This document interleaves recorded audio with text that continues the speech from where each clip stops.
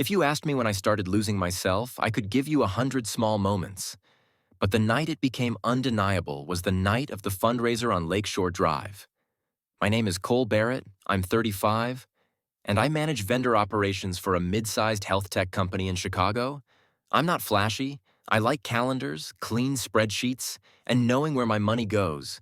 I grew up watching my dad rebuild his life after a bankruptcy, so stability isn't a preference for me. It's a promise I made to myself. I met Adriana Walsh 2 years ago at a friend's housewarming. She walked in late, laughing at something on her phone, and the room bent toward her like gravity changed. She was a brand partnerships manager for a lifestyle agency, the kind of job where your schedule is whenever the client needs it, and your confidence has to be louder than your bank balance. She told me she loved that I was steady. I told her I loved that she made ordinary things feel like events. At first, we actually worked. She had the spark, I had the structure.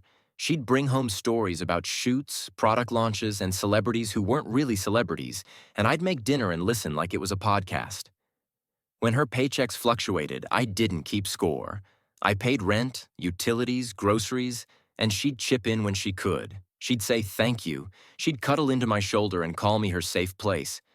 Then safe started to mean available, and available started to mean disposable. It happened in tiny rewrites. If I asked why she was replying to messages at midnight, she'd say it was work and I didn't understand her world. If I asked why our plans changed last minute, she'd say I was rigid. If I asked for a little more respect in front of people, she'd laugh and call me sensitive. And because I loved her, I adjusted. I softened. I swallowed things that shouldn't be swallowed. I became the calm man beside her chaos, because I kept hoping she would eventually choose calm too. The fundraiser was supposed to be a bright spot. My company had sponsored a children's hospital gala. It was a big deal. Executive tables, press, donors, all of it. I had helped coordinate vendors for weeks, and the CEO had hinted my name was being considered for a bigger role. It wasn't just a party, it was visibility. It mattered. Adriana acted excited. She helped me pick a suit. She posted a story of us in the mirror with a caption about celebrating. My man, I let myself believe the story she was telling. We arrived at the venue around 7:15. The lobby smelled like perfume and money. There was a step and repeat backdrop with the hospital logo. Adriana slipped her arm through mine and walked like she belonged there. For a few minutes, I felt proud. We looked good together. People smiled. A photographer asked us to pause. She turned her face slightly toward the light and smiled perfectly. Then her phone buzzed. She didn't just glance at it. She paused, stopped walking, and her whole face changed, like someone had pulled a string behind her eyes. She typed quickly with both thumbs and then, without looking up, said, "We're fine tonight, okay? Just please don't do anything weird." I blinked. Do what weird? She finally looked up. Just like don't react. It's a professional room. The sentence made no sense. Nothing had happened. I felt my chest tighten for the same reason you get cold walking into a room where a fight just ended. I followed her gaze. Near the bar, talking to two men in suits, stood a guy I recognized from an old Instagram photo she had once scrolled past too fast. He was tall, slightly older, hair styled like he paid someone to touch it, and he moved like he knew everyone would make space. He laughed, turned, and his eyes landed on Adriana, her mouth parted. Not in shock, in recognition, in something softer.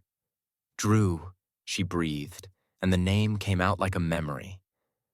The guy's expression lifted. Pleased, Adriana, he said, and stepped toward her like it was the most natural thing in the world. He didn't look at me. Not once. Adriana let go of my arm. That tiny action felt louder than the band warming up inside the ballroom. I stood there while she smiled at him, her eyes bright, her posture suddenly younger. Drew said something that made her laugh, and the laugh wasn't the polite one she used at dinners with my friends. It was full. It was alive. I stepped forward before I could overthink it. Hey, I said, holding out my hand. I'm Cole. Drew's eyes flicked to my hand like it was a suggestion, not a greeting. He didn't take it. He just looked at Adriana and said, "This your guy?" Adriana's smile stuttered. "Yeah, this is Cole." Drew gave me a half nod. "Nice," he said, the way people say nice when they don't mean it. Then he leaned closer to Adriana, lowering his voice like they were sharing a private joke. "3, you look incredible," he said. Still pulling the room, Adriana's cheeks warmed. "Stop," she said. But she didn't stop him. I felt heat creep up my neck. I wasn't angry at first. I was confused. She had told me stories about her ex, about a man named Drew who was complicated, too intense, not good for her.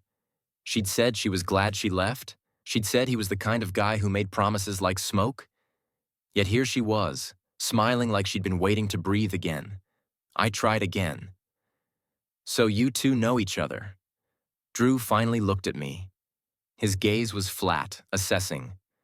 "We go way back," he said, then turned back to Adriana. "We should catch up." Adriana nodded immediately.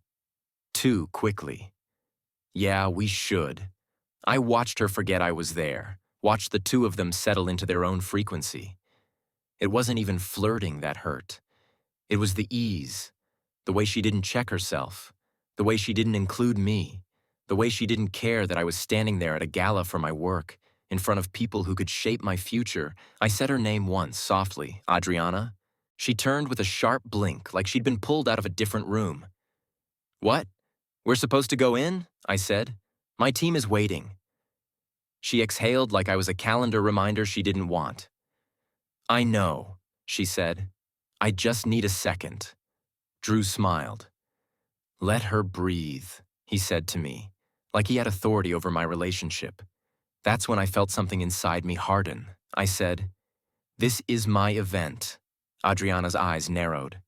"Cole," she said, warning in her voice. "Not tonight. Don't start something here. Start something." As if I was the problem for noticing. As if I was the one creating disrespect by naming it. "Start what?" I asked, and my voice was quieter than I expected. "I'm standing here while you act like I'm invisible." Drew chuckled. "Man, relax," he said. "It's a fundraiser, not a courtroom." Adriana put her hand on my forearm. "Not affectionate, controlling, please," she whispered. "Just go find our table, I'll be right there. I need to talk to him for a minute. It's important." "Important for what?" "For closure," she said, as if closure was a pass that made everything acceptable. "It'll take 5 minutes. Just please, don't be weird." Then she did the thing that changed everything. She turned her body away from me and toward him, and she said, "Come on, the music's loud. Let's step into the hallway." And she led him away. Not walked with him, led him. I stood there alone in a room full of people, wearing the suit I bought for a night that was supposed to celebrate my work, watching the woman I lived with leave me at the entrance like an inconvenient coat. A volunteer with a clipboard asked if I needed help finding my table. I couldn't answer right away. I could hear the band inside beginning to play, the soft swell of strings. Through the glass doors, I saw them in the hallway.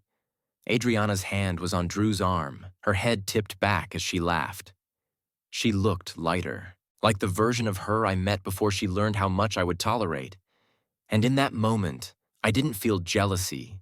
I felt clarity. I realized I had been negotiating my dignity for 2 years. I had been adjusting myself into smaller and smaller shapes so she wouldn't label my needs as insecurity. I had been the safe platform she stood on while she chased whatever made her feel powerful. I turned away from the ballroom and walked out of the venue. I didn't storm. I didn't slam doors. I moved with the calm focus of someone finally choosing himself. In my car, I checked the time. 7:38, I knew her patterns. If she said 5 minutes, it meant 20. If she said 20, it meant an hour. If she was with someone who made her feel chosen, she forgot time existed. I drove home, not thinking about how to win her back, not planning a speech, not rehearsing pain, just planning logistics. When I walked into our apartment, it didn't feel like home. It felt like a place I'd been renting with my peace as a security deposit. I went to the bedroom and pulled out a suitcase, then another, then trash bags from under the sink. I didn't cry. I didn't pause. I started separating my life from hers with the efficiency of someone closing a business account. Clothes first, rolled, stacked, stuffed, my work documents, my passport, my watch box, my laptop, my backup drives, my gaming console, anything that was mine and mattered. I left shared furniture. I left decorations she chose. I left the coffee table she insisted matched her aesthetic. Halfway through packing, my phone lit up. Adriana.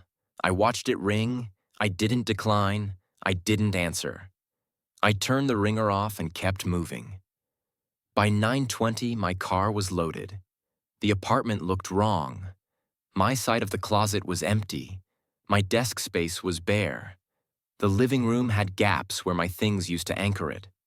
I stood in the kitchen, staring at the counter, and realized there was one last decision to make. Do I leave a long message? Do I explain? Do I list every time she made me feel small? I thought about her words. Don't start something. So I wrote one sentence on the back of an old envelope. You told me not to start anything tonight, so I didn't. I ended it. I set the note next to my spare key, locked the door, and walked out. I checked into a modest hotel near O'Hare, the kind with neutral carpets and no personality. I ordered food I barely tasted and put my phone face down on the nightstand. At 10:47, it vibrated again, then again, then again. I didn't need to listen to the voicemails to know the order. Confusion first, then irritation, then panic, then bargaining. But I still wasn't ready for what would come next.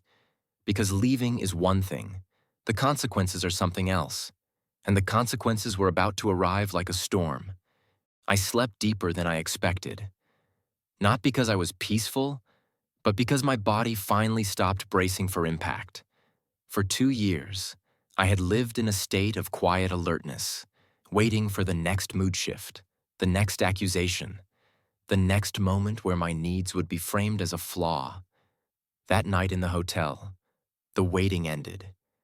In the morning, my phone looked like a scoreboard. Missed calls, texts stacked on texts. Most from Adriana, some from unknown numbers. A few from people I knew would not be calling unless she had recruited them. I didn't answer any of it. I wasn't playing a game. I just didn't have anything left to discuss. I checked out, drove to work, and walked into the office like a man with a plan. My stomach was tight, but my mind was clear. Around noon, I found a quiet conference room and emailed our leasing office, notifying them I was moving out and asking what paperwork they needed. Then I emailed Adriana one short line. No emotion, no explanation. I am off the lease effective immediately. Communicate only by email about logistics. I knew that sentence would make her furious. It wasn't the breakup that would enrage her most. It was the loss of access, the loss of control. By late afternoon, the first voicemail finally got through my curiosity. I listened with one ear as if it belonged to someone else. Cole, where are you? I'm back inside. Everyone is asking where you went. This is embarrassing. Answer your phone. Not concern. Image. The next voicemail came 15 minutes later. Okay, seriously, stop being dramatic. I'm outside. Drew left. I need a ride. I'm not paying for an Uber because you wanted to drive. Still entitlement, still assumption that I was an extension of her convenience. By the third voicemail, the tone had changed. I'm home. Why is the Wi-Fi not working? Why are the lights off in the living room, Cole? Where is your desk? Why is the bedroom empty? The fourth was quieter, thinner. I found the note. What do you mean you ended it? You can't do this. We live together. Please come back. Just come back. I turned the phone off and kept it off. 2 days later, the ally recruitment began. It started with her friend Maya calling me from a number I didn't have saved. Maya had always smiled at me like I was harmless. Now she sounded like she was reading from a script. What you did was cruel, she said. You abandoned her. You humiliated her at a charity event. Everyone saw I let her finish. Then said calmly, I didn't humiliate her. She left me at the entrance to my work event to go have a private conversation with her ex. She told me to find my own table. So I did. Maya laughed like I was being ridiculous. It was 5 minutes. It wasn't 5 minutes, I said, and you know that. But even if it was, 5 minutes is still a choice. She chose him over me in public on a night that mattered. She chose to treat me like a prop, and I'm done being a prop. Maya's tone sharpened. You're insecure. You always were. You couldn't handle that. She has a past, I said. Everyone has a past. Not everyone drags it into the present and tells their partner to sit alone while they chase closure. Then I ended the call and blocked the number. That evening, Adriana emailed me for the first time. The subject line was blank. The message was 3 sentences that told me everything I needed to know. You promised we were building something. You can't just disappear. You're ruining my life. I stared at the screen. Ruining her life, not breaking her heart, not hurting her, ruining her life. That's when the missing piece clicked into place. Adriana did love me, in her way. But she loved what I provided more than she loved who I was. She loved the stability, the bills paid on time, the quiet man who smoothed the edges of her chaos. She loved the safety net, and she had mistaken my reliability for obligation. I responded once. One sentence, I promised partnership, not permission to disrespect me. Then I stopped. The financial consequences hit faster than I expected. I had been covering most of the rent. The lease was in both our names, but the payments came from my account. Without me, the apartment became a math problem she could not solve. A week after I left, the leasing office emailed both of us about a missing payment. Adriana forwarded it to me with a message that read, "Fix this." I didn't reply. Instead, I emailed the leasing office directly, stated I had moved out, and asked them to remove me at the earliest legal date. I paid what I owed through the month, because I don't leave debts behind. But after that, the apartment was her responsibility. Adriana did not handle responsibility well. Her next email was longer, more emotional, but it still wasn't about me. She wrote about how her parents would judge her, how her agency contract was uncertain, how she needed the apartment for her image, how she had clients who might come by, how she couldn't move back home because it would feel like failure. In the middle of the email, she wrote, "I'm sorry you felt disrespected, felt. Not that she disrespected me, just that she felt it." I read that line twice and realized I had been hearing that language for years. You felt, you perceived, you took it the wrong way. It was always my emotions that were the problem, never her actions. Over the next month, she spiraled. I learned about it through mutual friends who didn't know what to do with the situation. One friend told me Adriana had posted vague stories about betrayal and abandonment. Another told me she had been seen with Drew again, at a rooftop bar, laughing, as if she was proving she could still be desired. But the Drew story didn't go the way she wanted. A week after the fundraiser, I got a message from a coworker who had been at the gala, not gossip, just an update, because he had seen more than I did. Apparently, after I left, Adriana had tried to pivot hard. She had walked into the ballroom with Drew on her arm, like she was making an announcement. She introduced him to people like he belonged at our table. She acted like I was the one who disappeared, not the one who was dismissed. Drew played along for a while. He enjoyed the attention. He enjoyed the way she looked at him. He enjoyed the fact that her stability had a logo on it. My logo. Then, once the night ended and the reality of her situation surfaced, he disappeared. He was in town for business, someone said. He had a meeting the next morning. He told her he'd call. He didn't. Adriana texted him, then called, then tried Instagram. He left her on read. A few days later, he blocked her. She had traded her relationship for a fantasy, and the fantasy had no interest in paying rent. By the second month, she was missing payments. The leasing office threatened late fees, then legal notice. Adriana called me from a new number, crying, not because she missed me, but because she was cornered. "Cole, please," she said. "You can't do this. You're punishing me." I said, "I'm not punishing you. I'm just not rescuing you anymore." She cried harder. "I can't afford it. You know I can't," I said. "Then you should move," she snapped, like the tears flipped into anger. "You're so cold. How can you be like this after everything, after everything? Like the stability I provided was a debt I owed forever." I hung up and blocked the number. 3 weeks later, she broke the lease, she lost the deposit, she moved out in a panic. She put her things in storage and went back to her parents' house in Indiana, the same house she used to call suffocating. That should have been the end, but endings don't always announce themselves. Sometimes they circle back, not because love is strong, but because loss is inconvenient. 4 months passed. My life got quieter in a way that felt like healing. I moved into a smaller place closer to my office, a clean one-bedroom with no shared furniture, no arguments over decor, no late-night tension. I slept better. I gained weight in a healthy way. I stopped checking my phone with dread. I started running again. And then, on a Tuesday morning in late spring, she reappeared. I was standing in line at a coffee shop near my office, scrolling through emails, thinking about a meeting, when I heard my name spoken like a question. "Cole." I turned around. Adriana looked smaller, not physically, but emotionally. Her hair was pulled back in a quick knot, no glam makeup, no perfect outfit.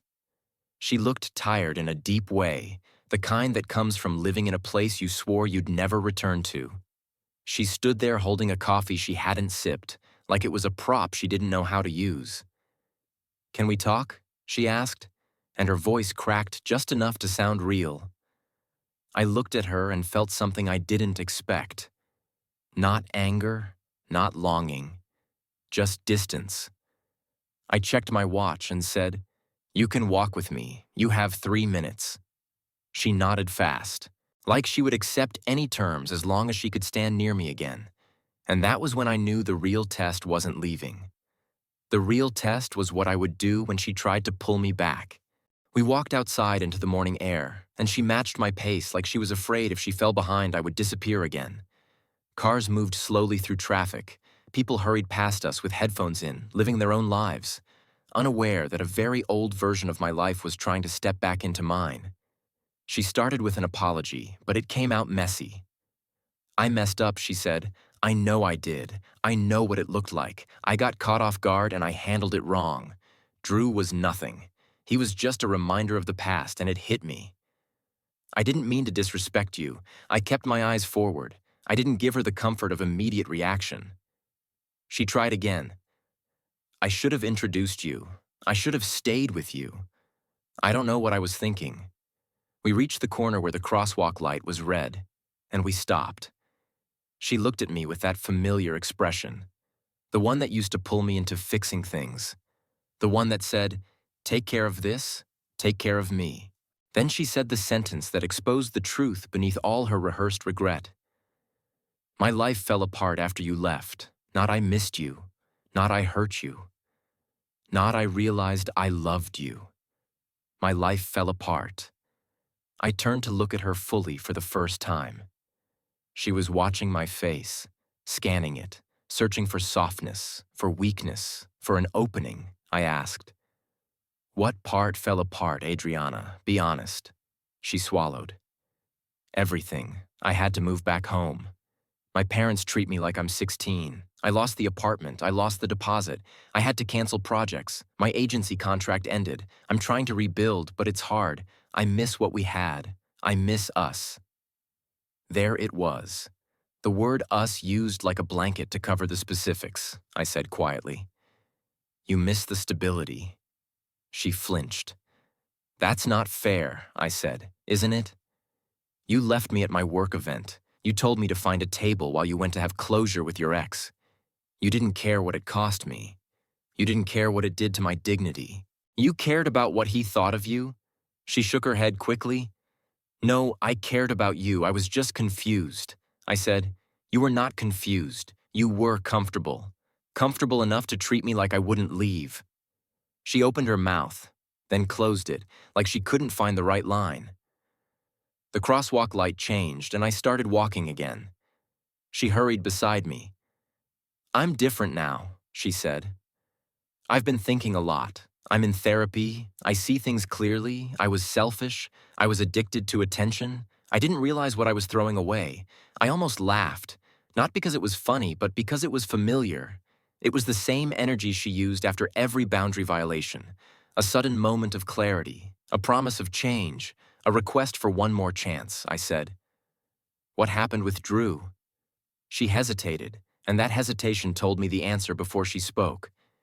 He didn't want anything serious, she admitted. He was in town for work. He said all the right things, then he disappeared. And I tried to reach him. He blocked me. She said it like a confession, like it would prove her regret was real, but it proved something else to me. She didn't come back because she chose me. She came back because her other option chose to leave. We reached the block with my office building, glass entrance, security desk, revolving doors. My life now had structure again, and the structure was mine. She slowed down, panic rising in her voice. Cole, please, just coffee, just one conversation where you don't shut me out. I know I don't deserve it, but I need it. I need to explain myself properly. I stopped and faced her. I said, "You've explained enough." Tears filled her eyes. I loved you, she said. I did. I just didn't know how to be steady. You were always steady, and it made me feel small sometimes. And then Drew showed up, and it was like I wanted to prove I still had power. I hate that I did that. I hate that I hurt you. That was the closest she had come to honesty. I nodded once, slowly. I said, I believe you felt something, Adriana. I believe you cared about me in your way. But your way required me to shrink, to tolerate disrespect, to be the responsible one while you chased feelings. And I'm not doing that again, she whispered. We can start over. I didn't answer immediately. I looked at her and remembered the first year, the nights she laughed easily, the mornings she clung to me like I was the only stable thing in her world, the way I kept giving and giving because I thought love was measured by how much you could endure. Then I remembered the fundraiser hallway, her hand on his arm, her voice telling me not to start anything, her eyes not even checking to see if I was still there. I said, "Do you know what I realized that night?" She shook her head slightly. I said, "I realized I was more afraid of being called insecure than I was of being disrespected. And that's how I stayed too long. I cared more about being the good guy than being treated well." Her tears spilled. "I'm sorry," she said again, softer this time. "I'm sorry," I said. "I'm not asking you for more apologies. I'm asking you to leave this version of us in the past." She reached for my arm instinctively, then stopped herself, like she remembered I had stepped away last time. I looked at her hand hovering in the air and felt something settle. It wasn't anger. It wasn't revenge. It was closure. Real closure. Not the kind used as an excuse to disrespect someone, but the kind that comes when you stop negotiating with your own boundaries, she whispered. "You really won't try again," I said. "No." She stared at me, and for a brief moment I saw her understanding. The recognition that the old dynamic was dead, that the soft, steady man who used to repair her chaos had finally resigned. She nodded slowly, like she was swallowing the truth. "Okay," she said, and the word sounded like a loss. I held the door for a stranger walking out of the building, and that small, ordinary action made the moment feel even more final, like the world didn't care about our drama, like life kept moving regardless of who begged. Adriana stepped back. Before she turned away, she said, "I hope you find someone who chooses you in every room." I paused. That was the first sentence she'd said that wasn't about her. I said, "I already did." She looked confused. I said, "I chose me." Then I walked into the building, badge in hand, and let the doors close behind me. I didn't look back, not because it would hurt, but because I didn't need to. Later that evening, I sat in my new apartment with the windows open, city noise drifting in, and I thought about the sentence that had changed everything. Don't start anything tonight, she had meant. Don't embarrass me. Don't challenge me. Don't disrupt what I want. What I heard that night, finally, was something else. Don't start anything. So I didn't. I finished it. And for the first time in years, the quiet felt like freedom.